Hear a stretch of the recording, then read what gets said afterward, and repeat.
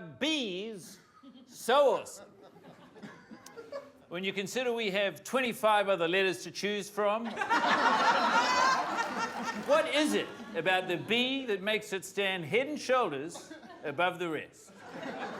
So excited was I by the prospect of delivering this lecture, my plan was to perform the entire thing exclusively with words beginning with B.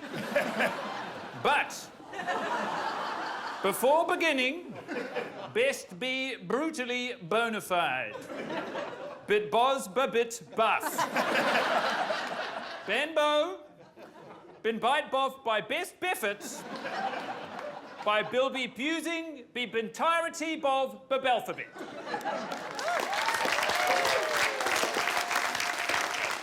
First of all, let us admire the capital B. Lovely firm spine, a back as stiff as a rod. And look at that gorgeous, world-famous half-hourglass figure, huh? But I believe our greatest admiration begins when we look at the little b. And arguably the best shape for a letter. A shape so popular, it has been appropriated by D culture, P culture, and sometimes even Q culture. And do you think the bee kicks up a stink? Well, not at all.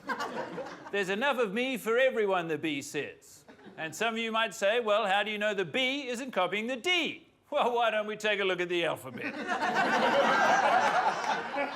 Enhance image. There it is! As clear as day. A, B, C, D. Who shows up when A's too busy? You guessed it, B. And what if D doesn't show up? No trouble. Thanks to B, C, and Jesus, we are now in biblical times.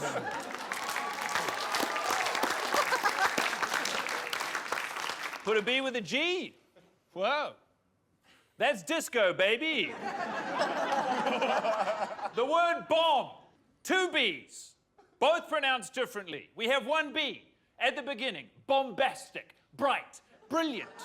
Most letters would clock off after making such an emphatic statement at the start of a word, but not the tireless B. No, the B doesn't finish there. The B, as a matter of fact, packs up its stuff, and while the reader or speaker luxuriates through the O and the M, reappears. The hard-working bee runs around the back of the word, and in almost unrecognizable form at that. A bee that was previously bursting with energy now presents with a much calmer demeanor. In fact, the second B in bomb is so gentle, it's barely there at all.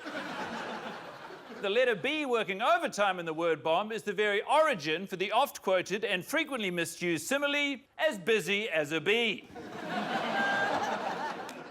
People often accredit that saying to bees, but let me ask you this. Would we really want to model our busyness on a creature with an average lifespan of 30 to 60 days? And so long as we're discussing bees, why do these insects only speak in Z's? If they're so busy, why does it sound like they're falling asleep the whole time, huh? But I digress. The word bomb does not feature the subtlest of bees, though.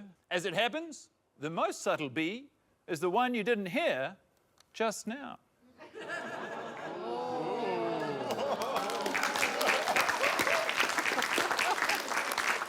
Sure, the word subtle might seem like it works without the bee, but something is suddenly off. And amongst all of this work, the bee still finds time to protect civilization. B, in collaboration with P, has committed its life to challenging the scourge of society. Ventriloquism is widely regarded as a dark art. And the only thing standing in the way of a world dominated by those mealy-mouthed creeps are these 2 letters, brave enough to stand up to them. Plosives. P, B. Letters so bewildering, so befuddling, that ventriloquists quite simply cannot get their mouth around them. Why do you think a man born David Brassman has made a career for himself performing under the stage name David Strassman? And with that, we arrive at the substance of my lecture.